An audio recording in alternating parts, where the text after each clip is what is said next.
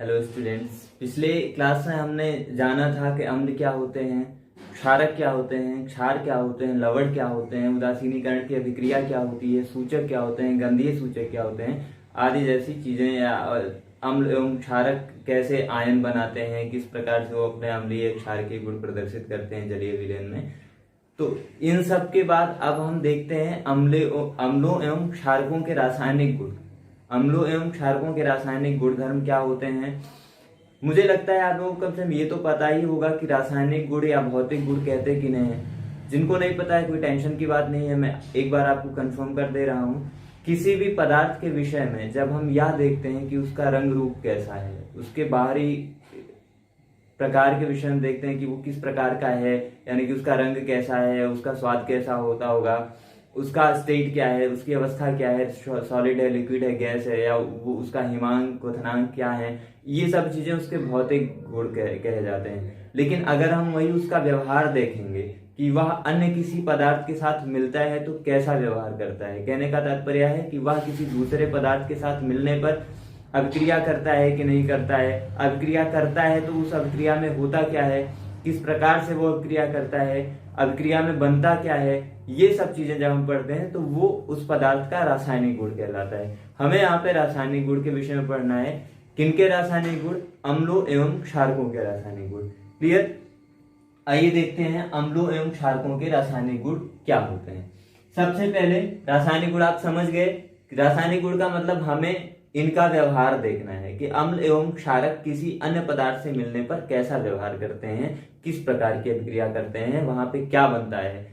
तो सबसे पहले हम स्टार्ट करते हैं, मान लेते हैं सबसे पहले इनका व्यवहार देखते हैं धातुओं के साथ। तो आपके अम्लों एवं क्षारकों के रासायनिक गुण की हेडिंग में आपका पहला पॉइंट ये हो गया, धातुओं से क्रिया। धातुओं से क्रिया या अभिक्रिया। धातुओं से क्रिया। अब हम धातुओं से क्रिया समझते हैं कि अम्ल या क्षारक जब धातुओं से मिलते हैं, धातुओं से उनका संयोग होता है, तब वह क्रिया कैसी होती है, क्रिया होती भी है कि नहीं होती, अगर होती है तो कैसी होती है, क्या बनता होगा उस अभिक्रिया में। तो इसका सबसे शॉर्ट में आपको बता दे रहा हूं, मुझे लगता है कि आप समझ जाएंगे अच्छे से। किसी भी प्रकार का अम्ल, कोई भी अम्ल या कोई भी क्षारक किसी भी धातु से जब मिलता है, उससे संयोग करता है, तो अभिक्रिया होती है और उस अभिक्रिया में लवण एवं हाइड्रोजन गैस बनता है। अगर हम इसको एक लाइन में लिखें तो हम शब्द समीकरण के रूप में, एक सामान्य शब्द समीकरण के रूप में लिख सकते हैं कि अम्ल हो गया या क्षारक हो गया, ये मिलता है, किससे संयोग करता है, किससे अभिक्रिया करता है, धातु से। तो यहां पे लिख दिए धातु। अम्ल या क्षारक प्लस धातु, गिव्स आउट एरो लगा के क्या बनेगा, अभी मैंने आपको क्या बताया, लवण बनेगा और हाइड्रोजन गैस। तो यहां पे लिख देंगे लवण यानी कि साल्ट बनता है plus H2 gas. Clear? Hydrogen gas बनता है। कहीं कहीं आपको हाइड्रोजन H2 लिखने के बाद यहाँ पे ऐसे ऊपर की तरफ तीर देखने को मिलेगा, इसका तात्पर्य यही होता है कि हाइड्रोजन गैस। चलिए अब हम इसका उदाहरण समझ लेते हैं। जैसे मान लीजिए कोई अम्ल है, मान लेते हैं HCl है, हाइड्रोक्लोरिक एसिड है, ये किसी धातु के साथ अभिक्रिया कर रहा है। कोई भी धातु हम ले सकते हैं, जैसे मान लीजिए सोडियम ले लिया, मैग्नीशियम ले लेते हैं हम लोग, मैग्नीशियम HCl प्लस Mg। अब ये आपका लवण हो गया, अम्ल हो गया, और ये धातु हो गया, अम्ल प्लस धातु। आगे हमको पता है बनेगा क्या, H2 बनेगा, ये तो बनना ही बनना है। हाँ, एक बात आप लोग समझ लीजिए, ये जो मैंने आपको साधारण सा एक समीकरण बना के दे दिया कि अम्ल या क्षारक प्लस धातु, ये दोनों मिलते हैं, संयोग करते हैं तो लवण और हाइड्रोजन गैस बनता है। हाइड्रोजन गैस तो क्लियर है, H2 होता है, लेकिन लवण क्या बनेगा। तो अब कौन सा लवण बनेगा, क्योंकि लवण तो कई सारे होते हैं, सोडियम क्लोराइड भी लवण है, मैग्नीशियम क्लोराइड भी लवण है, या फिर मान लीजिए एल्यूमिनियम क्लोराइड भी लवण है। ऐसे ही हर एक धातु के, कापर के भी, कापर क्लोराइड का भी लवण होता है, अन्य क्लोराइड के अलावा भी सारे लवण होते हैं। तो कौन सा लवण बन रहा है, कौन सा साल्ट बन रहा है, यह बात इस पे डिपेंड करता है कि किस धातु से कौन सा अम्ल अभिक्रिया कर रहा है। लेकिन फिलहाल H2 तो क्लियर है कि H2 तो बनेगा ही बनेगा, इसमें तो कोई चेंज नहीं होना है। HCl प्लस Mg ये अभिक्रिया करते हैं, तो H2 बन रहा है। अब कौन सा यहाँ पे धातु है, मैग्नीशियम, और यहाँ पे क्लोरीन है, तो मैग्नीशियम क्लोराइड का लवण बनेगा। आप समझ सकते हैं कॉमन सेंस से। अब मैग्नीशियम क्लोराइड का लवण जो बनेगा, मैग्नीशियम क्लोराइड, या तो आप रट लीजिए जितने भी फॉर्मूले हैं क्लोराइड के या अन्य अन्य जो भी अणु हैं, अणु सूत्रों को आप सभी पदार्थों के याद कर लीजिए। नहीं याद कर पा रहे हैं तो उनको बनाने का तरीका जो आप क्लास 9th में देखे होंगे, पिछले वीडियो में जो मैंने बेसिक केमिस्ट्री पढ़ाई थी, वैलेंसी के विषय में बताया था, इन सब चीजों के विषय में, तो आप वहां पे सीख भी सकते हैं। अब मैग्नीशियम क्लोरीन से अभिक्रिया करेगा तो MgCl बनाएगा या MgCl2 बनाएगा, MgCl2 बनाएगा, क्योंकि मैग्नीशियम और क्लोरीन की वैलेंसी कितनी होती है, 1 होती है, मैग्नीशियम का 2 होता है, तो MgCl2 बनेगा। तो यहाँ पे हो गया MgCl2, ये आपका लवण हो गया, ये आपका हाइड्रोजन गैस हो गया। अब देखिए इसमें अभी खराबी है। खराबी क्या है, यहाँ पे एक हाइड्रोजन है, यहाँ पे हाइड्रोजन गैस माने दो हाइड्रोजन मिलके तब हाइड्रोजन गैस बनाते हैं, एक अणु बनता है हाइड्रोजन गैस का। तो ये आपका जो इक्वेशन है, आपका समीकरण है, ये संतुलित नहीं है, तो इसको संतुलित करना पड़ेगा।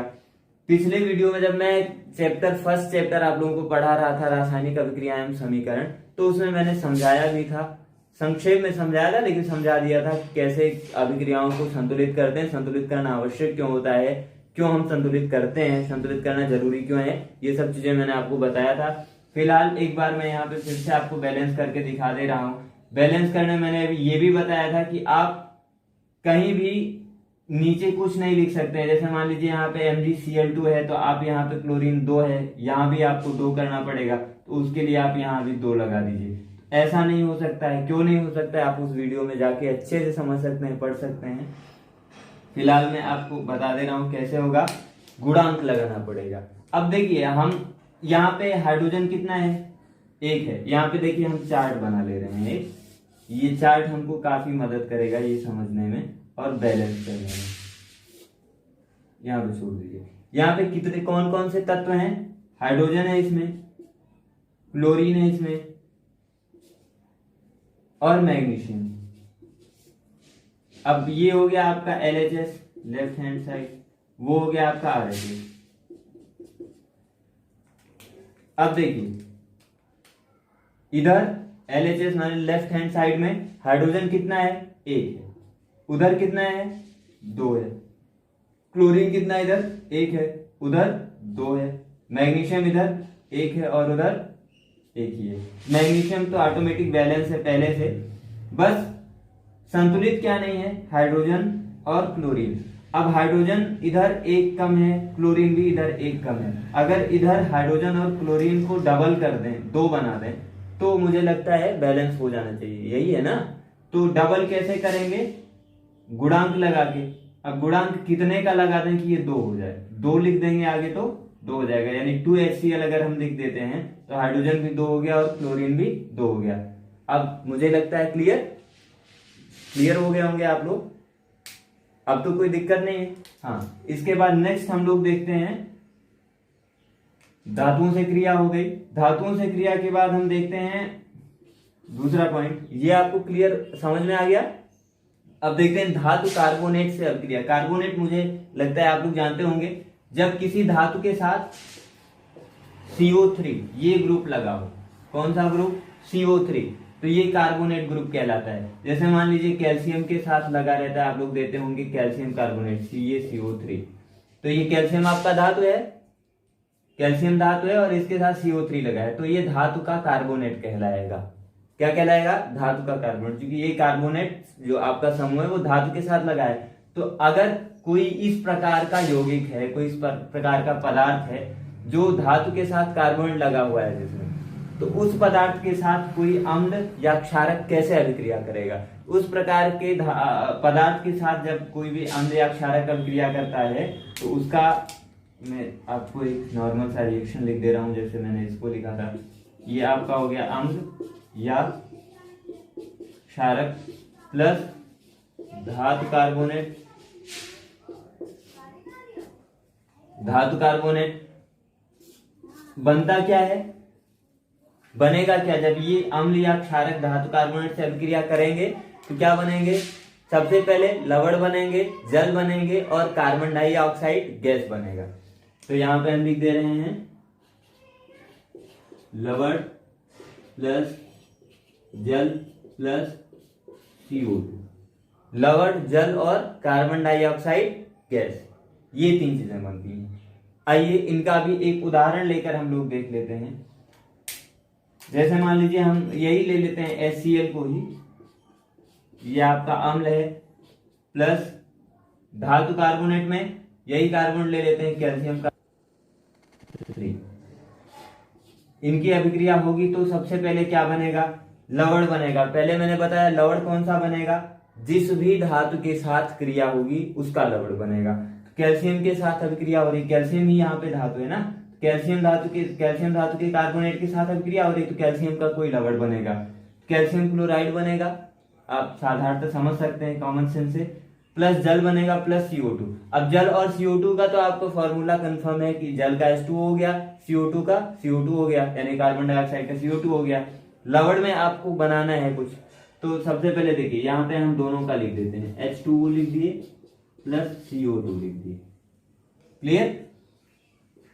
हाँ बाबू, कैल्शियम क्लोराइड, यहाँ पे क्या बच रहा है, कैल्शियम क्लोराइड, कैल्शियम और क्लोरीन है तो कैल्शियम क्लोराइड का ही लवण बनेगा, कैल्शियम क्लोराइड बनेगा। अब कैल्शियम क्लोराइड का फॉर्मूला क्या होता है, 5 सेकेंड आप वीडियो पॉज करके आप हमको कमेंट बॉक्स में रिप्लाई करिए कैल्शियम कार्बोनेट का फॉर्मूला क्या होता है। अगर आपको पता है तो लिख ही देंगे, नहीं पता है तो बनाने की कोशिश करिए। वैलेंसी के आधार पे कैल्शियम और क्लोरीन मिलेंगे तो कैल्शियम कितना होगा, क्लोरीन कितना होगा, कैसे उसका फॉर्मूला होगा, वीडियो पॉज करके आप कमेंट बॉक्स में कमेंट करिए।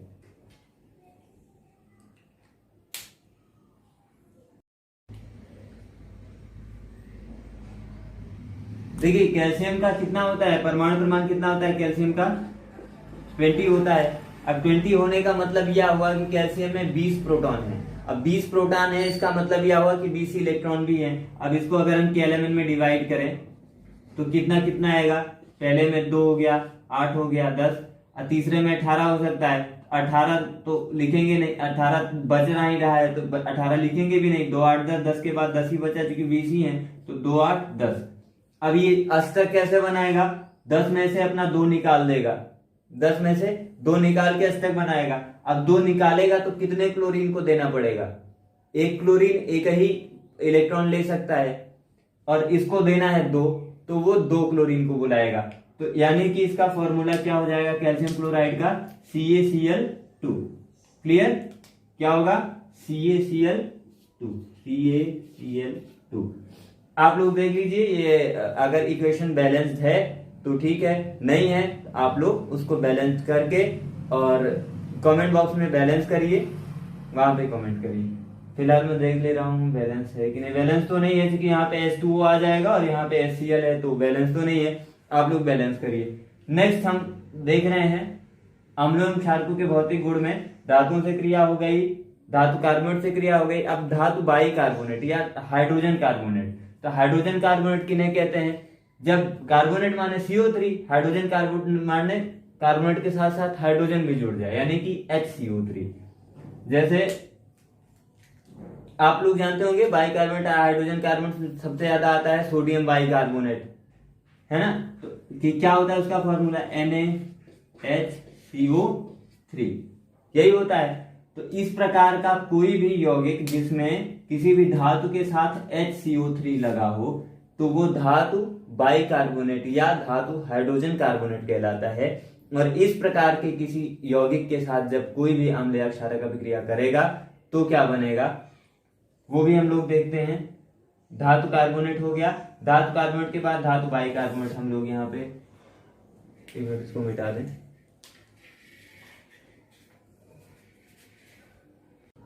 हाँ, आइए उदाहरण के साथ समझते हैं। जब कोई भी अम्ल या क्षारक धातु हाइड्रोजन कार्बोनेट यानी कि HCO3 ग्रुप लगे हुए किसी भी धातु के साथ अगर HCO3 ग्रुप लगा हुआ है तो उसको हम कहते हैं धातु हाइड्रोजन कार्बोनेट, उससे अभिक्रिया करता है तो क्या होता है, उदाहरण देखते हैं। मान लीजिए HCl ही है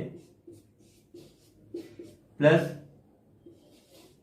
NaHCO3, सोडियम हाइड्रोजन कार्बोनेट या सोडियम बाइकार्बोनेट है, ये अम्ल इसके साथ अभिक्रिया कर रहा है तो क्या बनेगा?